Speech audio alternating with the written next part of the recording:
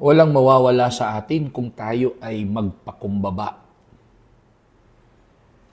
magparaya, mga kaistorya. Yan ang isang malaking lesson na dapat nating matutunan, mga kaistorya, sa nangyaring road rage incident dyan sa may Antipolo, na kung saan pinagbabaril ng suspect ang kanyang mga naging kaatraso sa daan. Ang cost insidente na iyon, mga kaistorya, ay dahil sa gitgitan sa daan, mga kaistorya, at lahat puro maiinit ang ulo. Walang gustong magparaya. Tiningnan ko yung video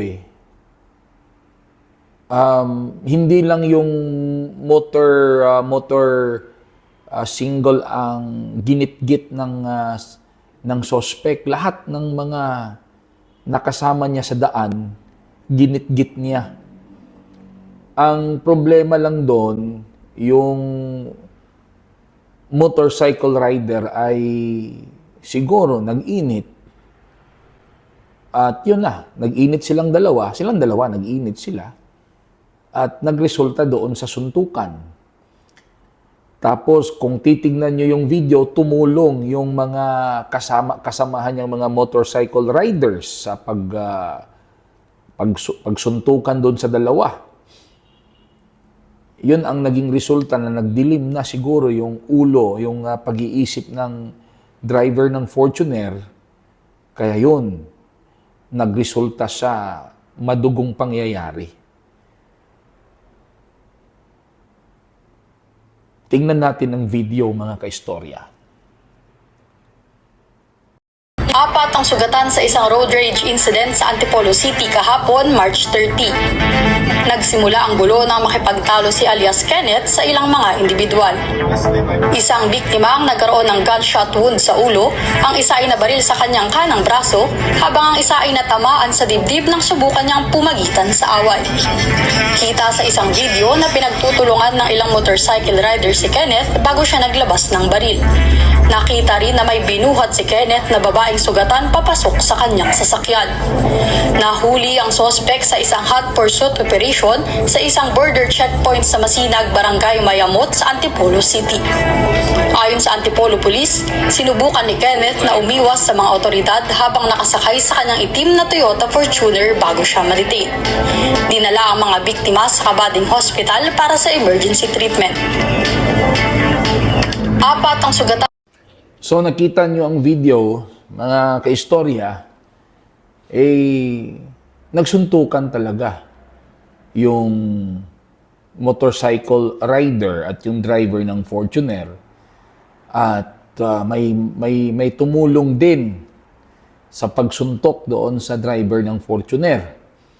So parang pinagtulungan siya. Nag-init na Yun ang naging dahilan bakit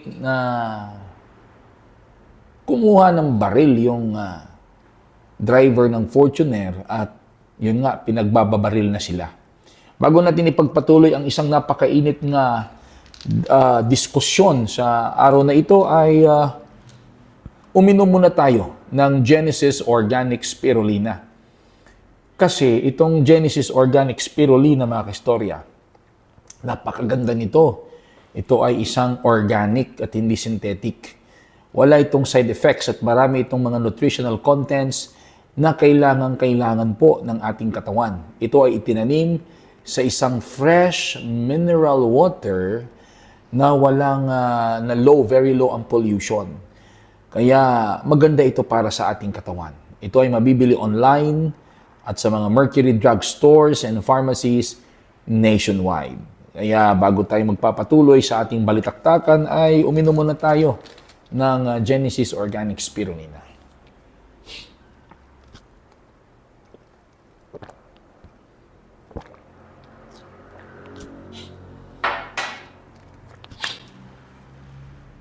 Genesis Organic Spirulina, ang dekalidad na spirulina ng bayan, mabibili online at sa mga Mercury Drug Stores and pharmacies nationwide. Hindi sa pinapaboran ko yung suspect ng pamamaril, mga kaistorya, kundi ang sa akin lang,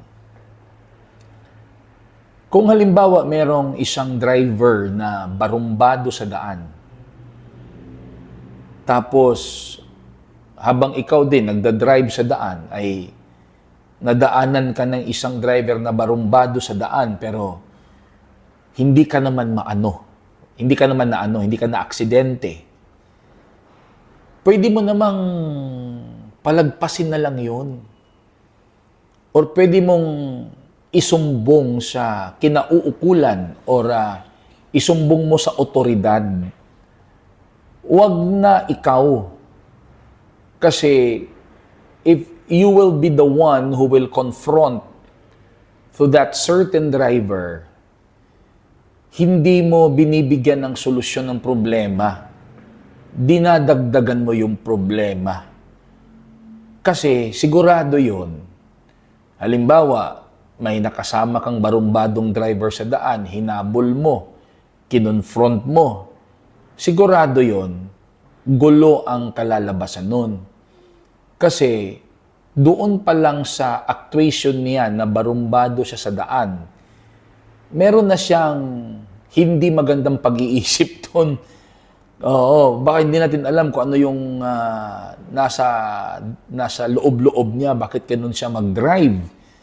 Tapos, bibilhin mo, papatulan mo, mas lalo mong ginagatungan. So, sabi ko nga, walang mawawala sa buhay na ito, mga kaistorya.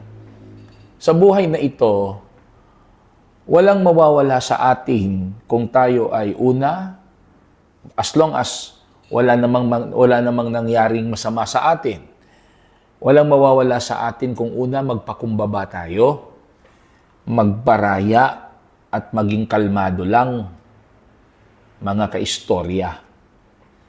Kung pinalagpas lang sana yun, hindi sana umabot sa ganito, mga kaistorya. Wala sanang buhay na nawala, wala sanang mga nadisgrasya, wala sanang nakulong.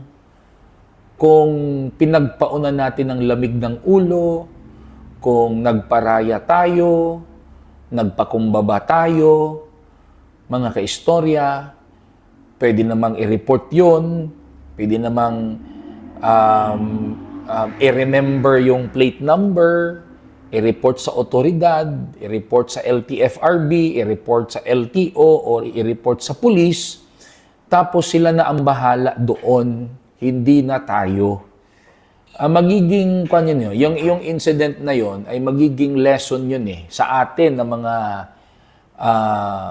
motorista na maging kalmado lang tayo sa pag-approach doon sa mga kasama natin sa daan. Kasi hindi natin alam ano yung mga pinagdadaanan nila at hindi din natin alam kung ano yung daladala nila na magdudulot tuloy ng kapahamakan.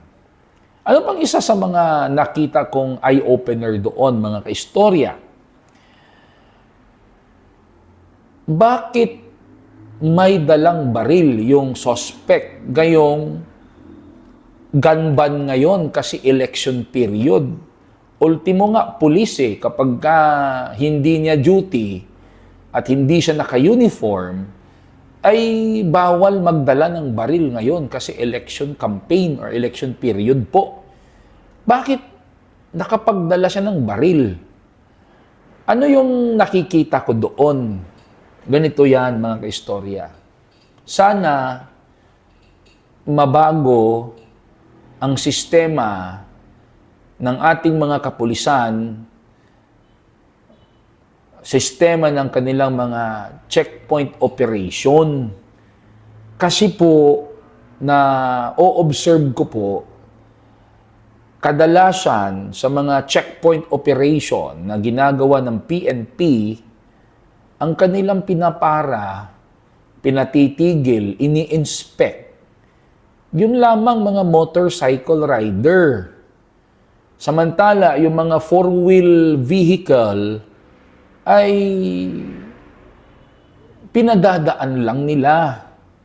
Or minsan pinabubuksan yung windshield at wala nang ibang ginagawa. So, sana kung sa mga checkpoint natin, talagang kung gaano ka-intensive ang pag-check natin sa mga motorcycle riders, dapat ganun din sana sa mga four-wheel vehicle.